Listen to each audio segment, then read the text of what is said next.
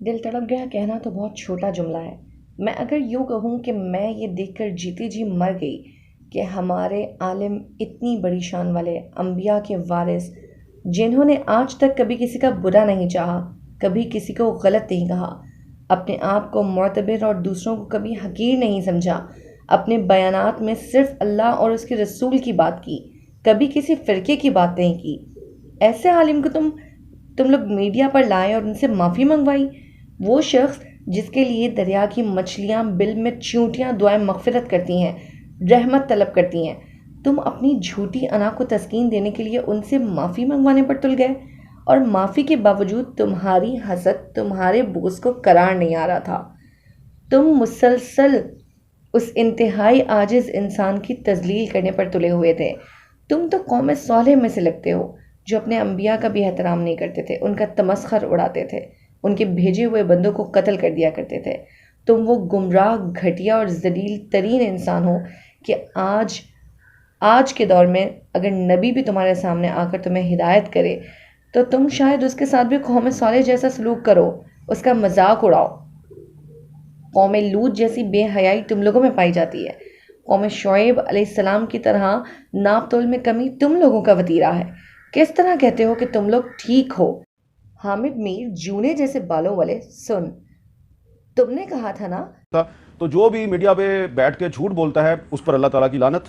جاؤ جا کے کوئی بھی سوشل میڈیا پلیٹ فارم اٹھا کے چیک کر لو کتنی لعنتیں پڑ رہی ہیں تم پر، اور یہ تو وہ لعنت ہے جو دکھائی دے رہی ہے، ابھی وہ لعنت باقی ہے جسے صرف اور صرف تم بھگتو گے۔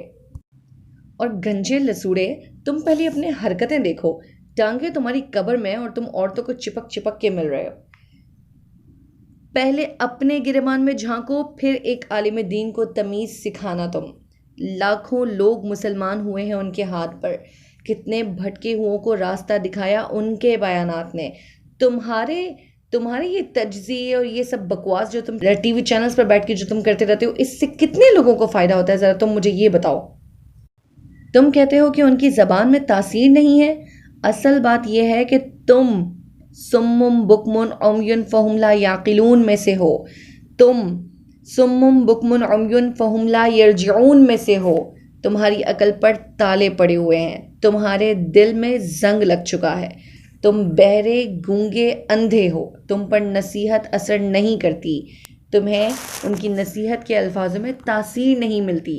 مولانا کے الفاظ میں تاثیر اسے نظر آتی ہے جس کے دل میں خدا کا نور ہوتا ہے، اور لگتا ہے کہ تمہارے دل سے وہ نور جھوٹ بکتے بکتے ختم ہو چکا ہے، کیونکہ تم نے سنا نا کہ مومن نہ جھوٹ بولتا ہے نہ فراڈ کرتا ہے۔ تو بس تم مان جاؤ کہ اس حدیث کی روح سے جتنے جھوٹ تم بول چکے ہو تو اب تم مومنین میں شمار نہیں ہوتے۔ اور ایک سوال تھا تمہارا، میں اس کا جواب دینا چاہتی ہوں۔ تم نے مولانا سے پوچھا کہ کیا وہ آپ کی بہنیں بیٹیاں بے حیائی پھیلا رہی ہیں، ان پر مولانا کی باتوں کا اثر کیوں نہیں ہوتا؟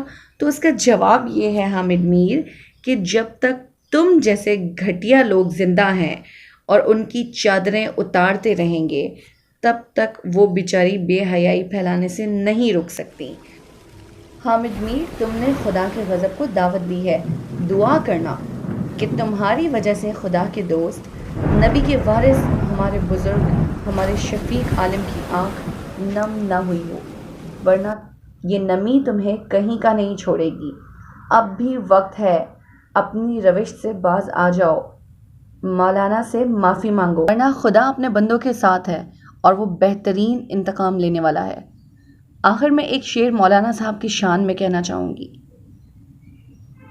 کسی کو ہو نہ سکا اس کے قد کا اندازہ، یہ آسماں ہے جو سر کو جھکائے بیٹھا ہے۔ منصور Ali Khan and Kamran Shahid, you should be banned. Justice for Maulana Tariq Jameel Sahab, boycott Geo News and Jump.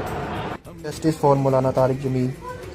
Justice for Maulana Tariq Jameel, boycott Hamid Mir, Kamran Shahid and Muhammad Malik. کے لیے یار اس معاشرے میں کہ جب کہ ہر طرف جھوٹ بولا جاتا ہے، میں میڈیا میں کام کر رہا ہوں، میڈیا سارا جھوٹ کی بنیاد پہ چل رہا ہے، ادھر تو جو بھی میڈیا پہ بیٹھ کے جھوٹ بولتا ہے اس پر اللہ تعالیٰ کی لعنت۔